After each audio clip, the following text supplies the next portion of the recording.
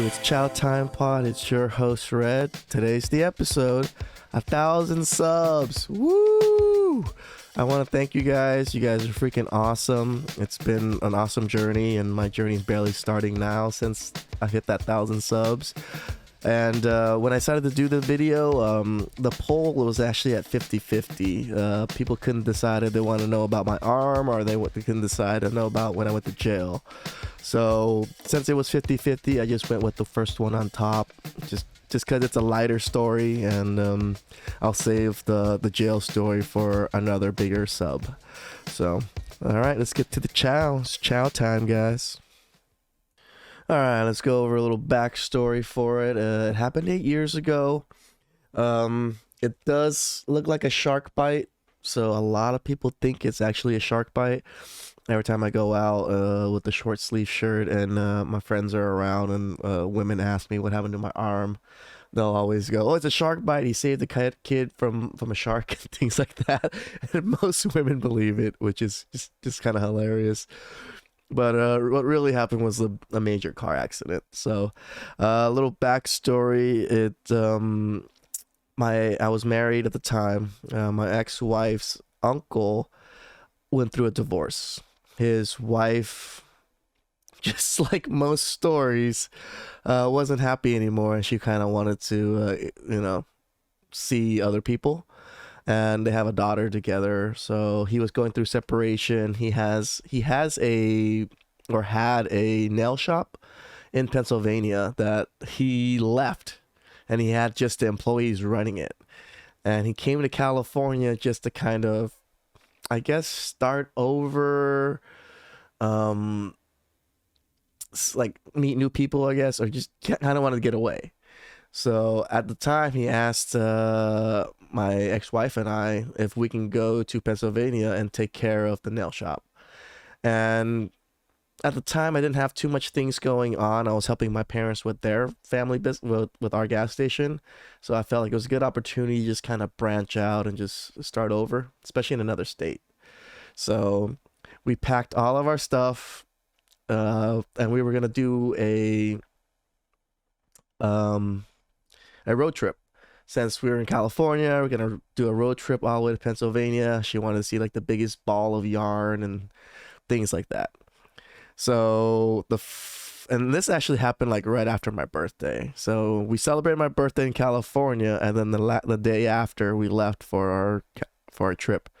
We went to Arizona. We met up with one of our friends. She was a masseuse. She gave my ex-wife a massage, offered me to get a massage. I said no, just because I kind of want to get on the road.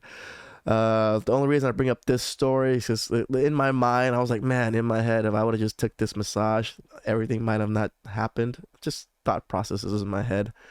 So we leave around 5-6. We were in Phoenix, Arizona, and then we get about an hour and a half out of Phoenix. We're in this one highway. It's called Payson Highway. So Payson Highway is kind of a mountain road. So I'm going to draw it. So this is Payson Highway. This is the mountainside. Oh, man, this brush sucks. All right. That's the mountainside. Let me get a bigger brush. Right? And then here is the roadside. And then here is God knows what. Right? Because it was 7:30 at night. So everything was dark. Right? I couldn't see what was down here other than it's down the mountain.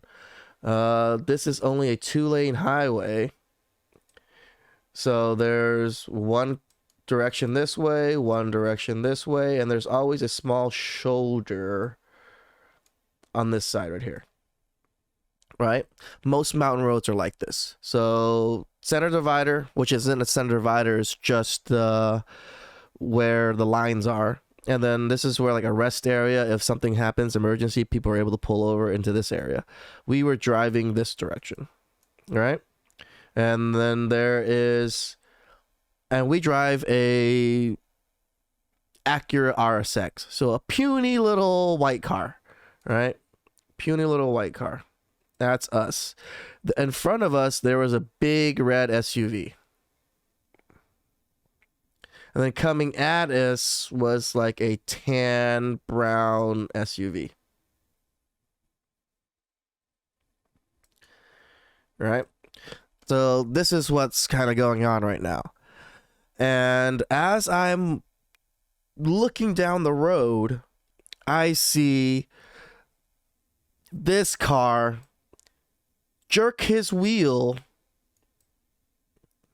and smacks the red car down the mountain.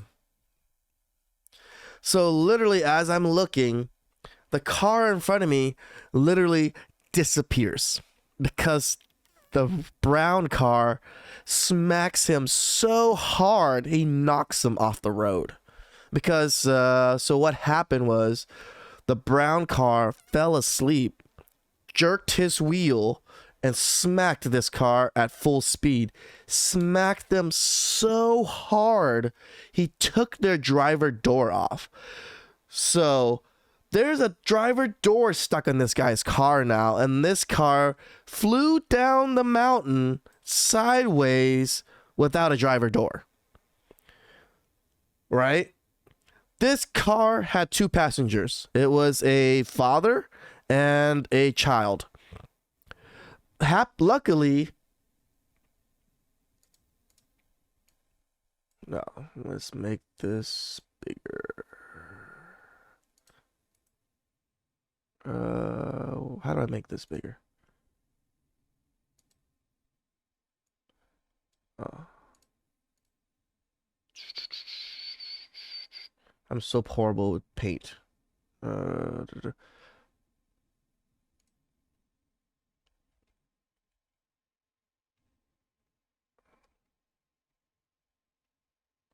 Okay. Well, whatever. I'm gonna just erase this. Sorry, I'll fast forward this part or speed up this part so he doesn't look so bad. Right, and then so he went to see it smack down. Luckily for him,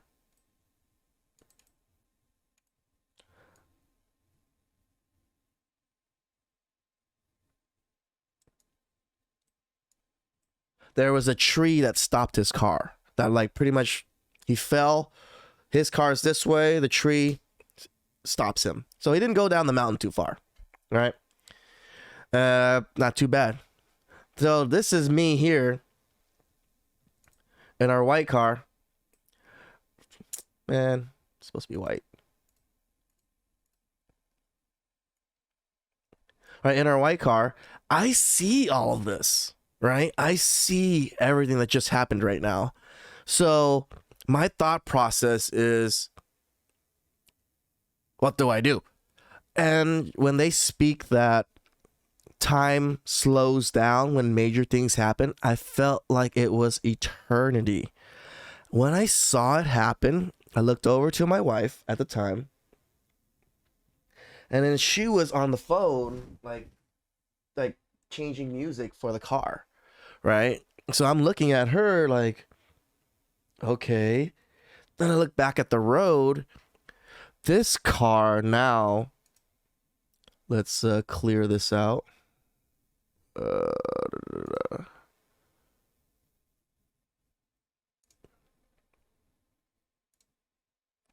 Now let's redo it.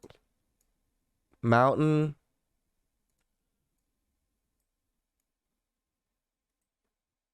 Road. Down the mountain. Red truck saved by the tree. We don't really truly know this yet. This is a kind of after thing. Brown car now. Because he jerked his wheel and smacked this car, his car is sliding sideways now, covering both lanes. And our car is approaching. And we're going full speed. We're going 65 miles an hour. 7:30 at night, can't see anything, right? So again, I look down. She's changing her music. She doesn't know anything what's going on. She's just changing her music. And I'm looking at her like, well, what the fuck do I do? Thought process in my head. Should I tell her? Or should I just not tell her?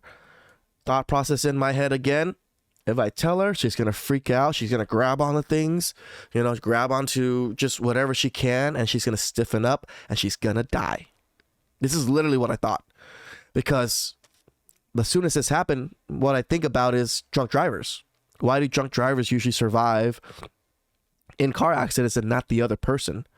Because the drunk driver has no clue what's going on. He's loosey-goosey when the accident happens, so he's just whatever, and the person actually sees the accident, freaks out, grips their wheel, and stiffens up, and that's what usually through research kind of happens, and why the chances of the other driver usually dying is higher than the actual drunk driver. So knowing this, I was just like, you know what, I'm not gonna tell her. So again, I just was. This felt like 10 plus minutes, but it really, when you think about it, the distance between our cars, maybe 3-4 seconds, maybe at most 6 seconds. So I'm going, this thought process going in my head. I see her and I look over to the other side and there's always this small shoulder, right? I'm going to highlight it, yellow. The small shoulder on this side, right? So two decisions I can make.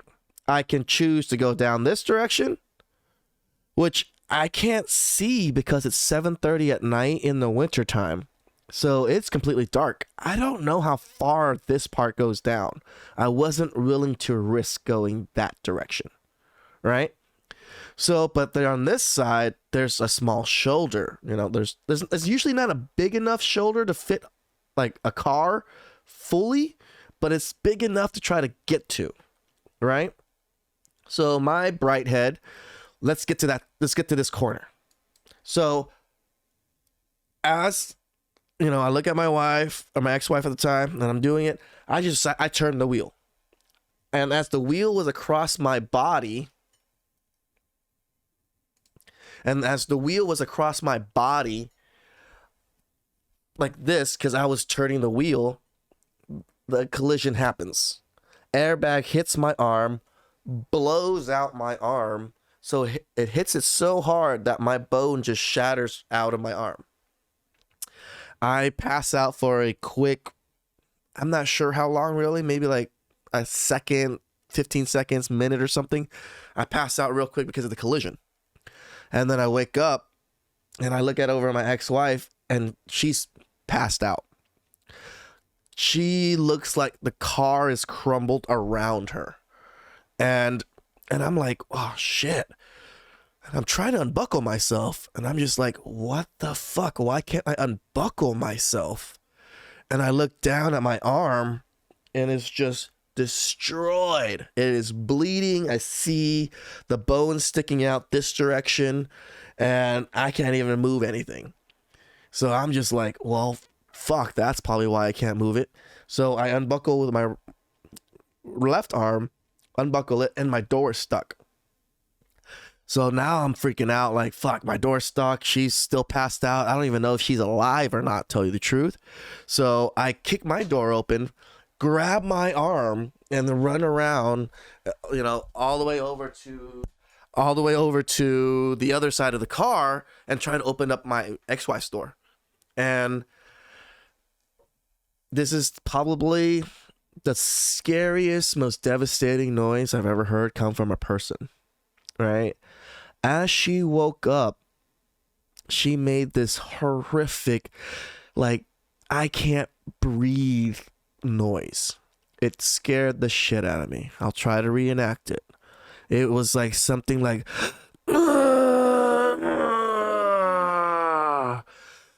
I thought she was dying. I thought that was her death throw right there. I was freaking the fuck out. So I'm trying to fucking get her door open. I can't. Our accident literally covers all the lanes. So it covers that whole lane. It's a 2-lane highway. So let's go back to a diagram. So our accident blocks everything.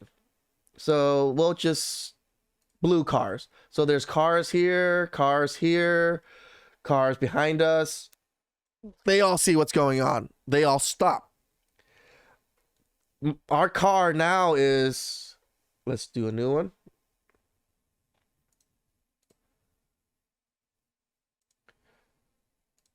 Mountain, road.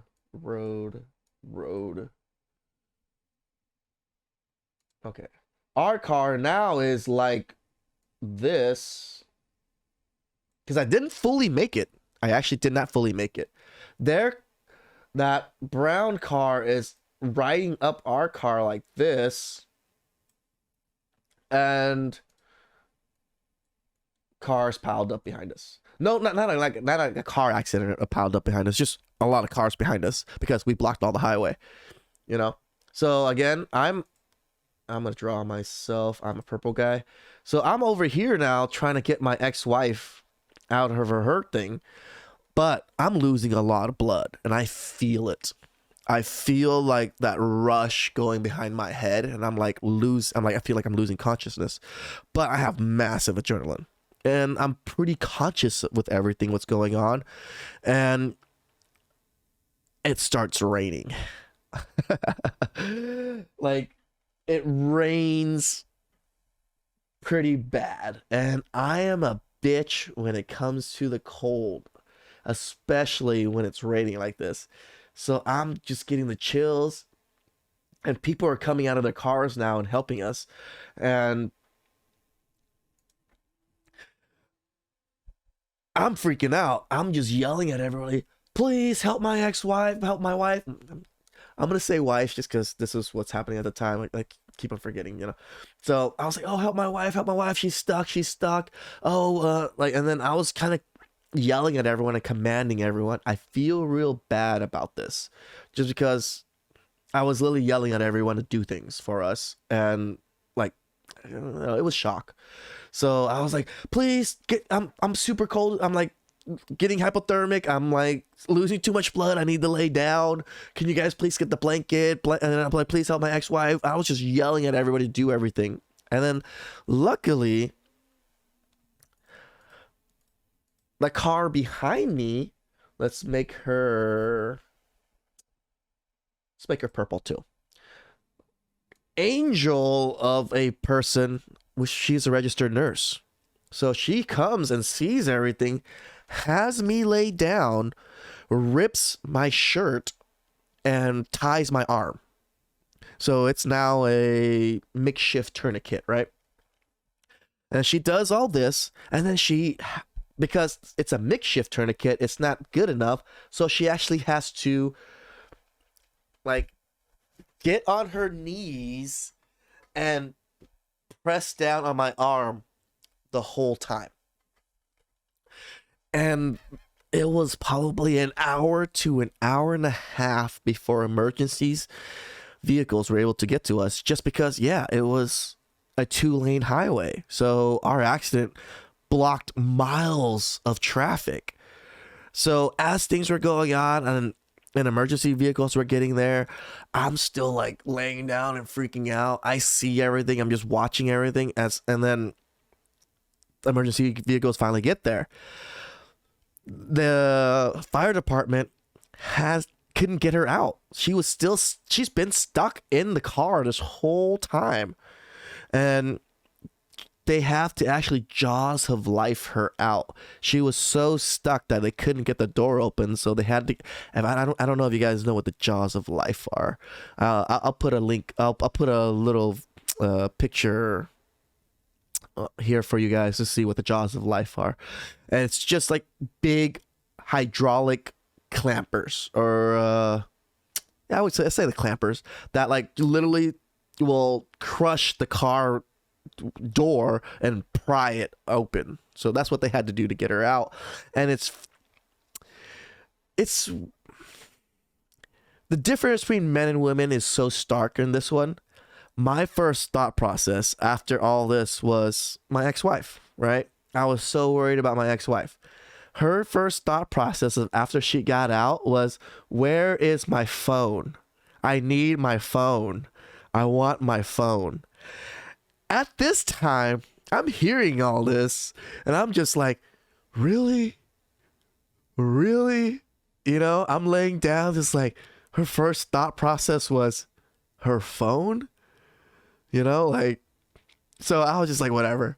And then an ambulance finally arrives. Ambulance straps me up. I'm like, I need morphine stat. And they finally pump me full of morphine. And in the radio, I'm hearing the radio saying, do not go anywhere. The helicopter is coming to the scene, so don't go anywhere. And for some reason, my ambulance driver and the two ambulance drivers were, I guess, didn't hear it. I don't want to say they were incompetent or anything. So they left the scene. So they literally drove 30 miles out towards the hospital, and the helicopter arrives and just like, where the hell are you guys? We're here. And guess what? The ambulance had to turn around and go back to the scene so I can get the helicopter ride. So it was just, oh my God, it was a horrible night. Right? So they don't have to restrap me because I'm already in the gurney or whatever. So they put it in a different thing to be able to put me into the helicopter. And as soon as I get into the helicopter, they just cut everything from my side. So, like, you know, as I'm laying down, they're just slipping everything, right? And my first thought process, because I'm an idiot, you know, like, oh no, my favorite shorts. You know, like they're cutting out my favorite shorts. Because, yeah, the accident wasn't a major enough thing for me to think about because, you know, I was worried about losing my favorite shorts, right? So it was a 30-minute helicopter ride. They took me to Scottsdale Hospital. Got there. They rolled me in. Doctors were talking to me. I signed about 3 or 4 documents. They're like, yeah, we need to get you surgery, blah, blah, blah, blah, blah, blah, blah. And I was like, yeah, you do that, you know, and then they're like, all right, count. They put the gas mask on. I'm like, 199, boom, out. And that was it. And then I woke up in the morning. Her uncle calls, the one that kind of sent us to Pennsylvania in the first place. And he was like, yo, we were trying to get a hold of you. And they were saying you were going through surgery and stuff like that. And I was just like, I'm awake now. And I have no clue. I'm like, kind of like, you know, like, okay. And I was just like on the phone with him. I was like, surgery? What surgery? What are you talking about? And then I look at my arm fully bandaged up and I was just like, oh, yeah, okay, never mind. I did go through surgery. And yeah, that was it. Went through, I think, one major surgery to save my life. And then I stayed there for a couple days and then had to go through another surgery to save my arm. So it was such a bad accident that it destroyed my muscles and it tore my radial nerve. Let me explain what the radial nerve is. The radial nerve is the biggest nerve bundle that goes to your arm. There is actually even a ridge in your bone specifically for this particular nerve. So it goes from your shoulder all the way into your wrist and it spreads out into your fingers. So this radial nerve literally controls the pulling of your wrist, the pulling of all your fingers. So I could not do any of these things now. I still can't fully do everything. This is the farthest I can pull my thumbs up. And my wrists are still quite weak just because it couldn't build the muscle right. Right. And so it tore, I believe, from this to about up here, which is a little over a foot, like almost like a foot and a half of gap between my radial nerve. So they decided, they didn't decide, but they gave me 2 options. They gave me either I cut my leg take it from Joe. This is how they literally explained it to me. We can take it from Joe to give to John, and but Joe will just have to suffer the consequences and grow back slowly. And I was just like, I don't want to go through another surgery to cut up my leg, remove my leg, like the nerve from my leg, and then put into my arm, and then have possibilities of having issues with my leg too. So that was the first option. Second option was an experimental surgery where they put a special graft where like connecting the radial nerve, and it's like a special graft tube to let the nerve bundles slowly grow back into itself, and it grows like a few centimeters a month. So it took over a year and a half for it to fully connect again to where I was actually able to move my fingers and my wrist again. And the bad thing about that is the radial nerve is kind of like a fiber optic bundles of cable, right? So it's one big nerve that has a whole bunch of strands of small nerves in it that control other things, right? So the pulling of certain fingers and things like that. So when they actually connect, they might not connect properly. They might connect, like this, which they said if that happens, they can go back in, cut it, where it can reconnect it and reconnect each of the fibers on its own, which I guess it didn't need to happen because I'm able to actually move my wrist and my fingers and things around quite a bit.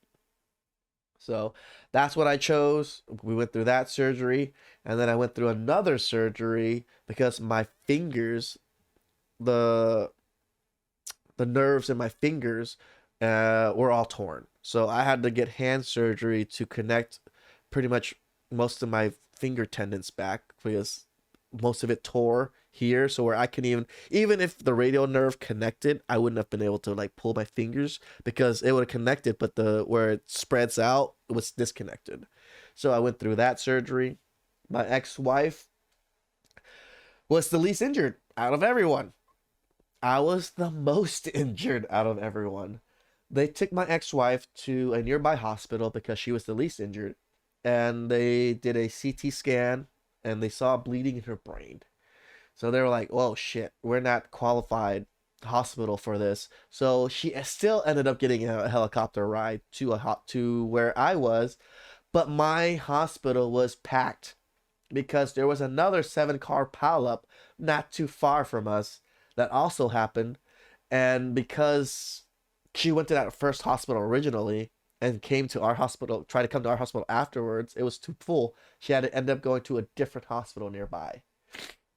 So I woke up alone and my ex-wife wasn't even with me. I was just like, what the fuck? Why would they separate us? That didn't even make sense. But knowing now, like the danger level of I was and her danger level, it made sense that like they were just gonna take her to a closer hospital because they didn't think she was in that big of a danger. So the car in front of us, which is that red SUV that fell down without the door, almost no injuries. They were like little banged up. Fucking lucky people, lucky people. And the car that hit us pretty much was not much injured either. It was really just me with the arm destroyed, and then my ex-wife, she broke her wrist and had a little bit of bleeding in her brain. That helicopter ride that I took, guys, that was $48,000. That same helicopter that my ex-wife also had to ride was also $48,000. That whole accident, hospital stay, surgeries, everything, close to $500,000. It was quite devastating, right? And I am right-handed, and it happened to my right arm. To like, I was devastated. To lose your dominant arm, the saying is you don't know what you lost or what you have until you lose it, is so correct. not having your dominant arm to be able to wipe your own ass, to brush your teeth, or even eat or something, it is so hard and difficult to learn with your left hand. Like, and being a man of how I am, the breadwinner, and just, you know, it was a big shot to my ego to not be able to work with my hands anymore. That's what I used to do a lot.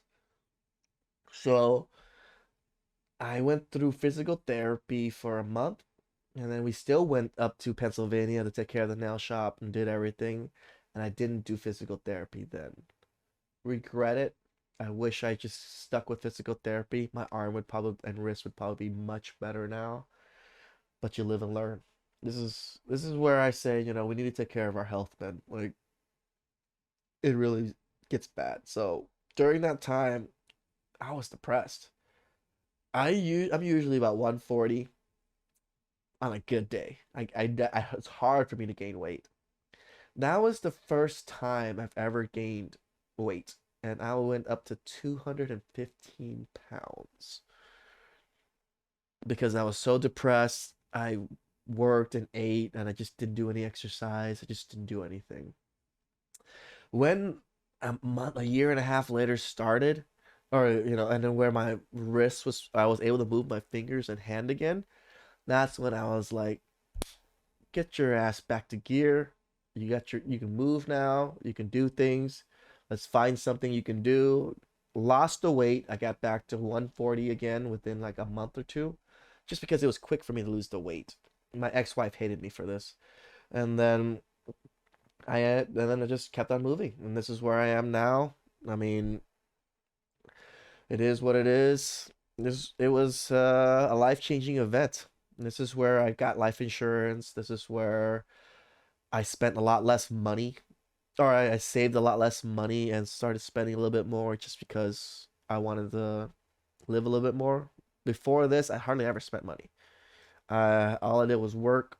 I sent my ex-wife on vacation. I didn't take the vacation just because I don't like spending the money, or I didn't like spending money and not making money while I was spending money for a couple weeks or a month having a good time. Just my thought process. Nowadays, it's a little bit different. I do try to enjoy myself here and there. I just don't do it extravagantly or anything. And yeah, that was probably the biggest life-changing event I've had. Then I had my divorce, and then my mother passed 2 months ago. So, like, ups and downs in life, man. Ups and downs. I mean, I went to jail a couple times, a couple other things. This is the thing I think a lot of us men need is grit. Grit, to me, from what I can tell, is the number one determining factor for people that are successful. Why? Because the people that are successful fail. Fail, fail, fail. They fail a lot. And to be able to pick your ass back up and keep trying and tell yourself, you know what? It's okay. Fucking keep trying. It's fucking hard. I know it is, guys. It's fucking hard.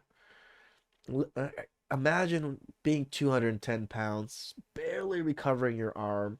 Like, do you really want to, like, freaking put the effort to lose weight and start your life back over? Most people don't, but you need to. Like, most people are not going to be happy with people that pity themselves and, blame whatever circumstances it is that their life sucks. You know, sometimes it is what it is. Out of all of my family, I'm the only one that's super injured, and they all look at me like sad about it, like they feel bad for me, and I'm like, you don't have to. Like I'm able to still do things. I still live my life. But yeah, I'll put some pictures up of the accident, some pictures of when I was kind of overweight, and so well, this is a picture of me when I was 210. This was when my brother graduated high school. I flew back to California for his graduation. And then these pictures here are all of the car accident pictures here. So, and then let me show you guys my arm. So this is what my arm looks like now. This is why I say it looks like a shark bite. And literally, people think like a shark bit me like this. But yeah, so that's the front end. This is where they had to cut and then reattach it, just to save my life. This is where my bone broke in half, came out this way, so it was sticking out, and because of that, it ripped that nerve that goes this way, right? And I had to get these were all staples originally. As you can tell, they're pretty bad. And here, and this bone is fully encased in stainless steel, and it will stay there permanently. No, I don't beep when I go to the airports. They said stainless steel doesn't beep in the metal detectors. I'm not sure why, but yeah. So that was how my arm got destroyed, and now it is what it is. So now it's just a nice little fun story. I can tell people, oh, I got shit. Oh, so now it's like a little nice little fun story that I could tell some people that like it kind of got, you know, like kind of got a shark bite. So yeah, I hope you guys enjoyed the story. It was probably one of the toughest moments in my life is that car accident. You know, recovering for a year, not being able to use my right arm pretty much at all, and having to depend on my ex-wife to do a lot of things for me. It made me feel inadequate for sure, right? So, all right. How's that, Chow? That accident really messed me up, like mentally.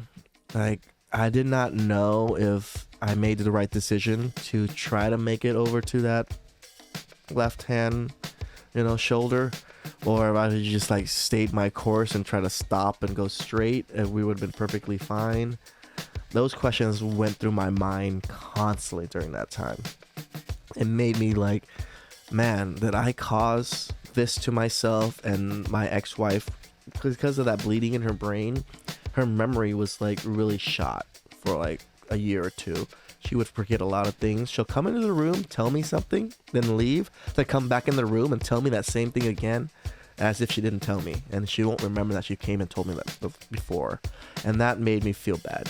Like seeing my ex-wife and myself the way we were, I was just like, fuck, did I make that right choice? And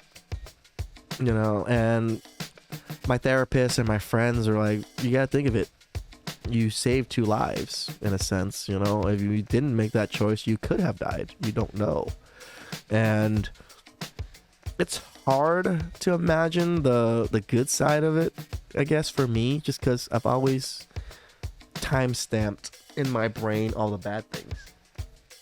So, but yeah, this was something that I had to go through, and it was hard.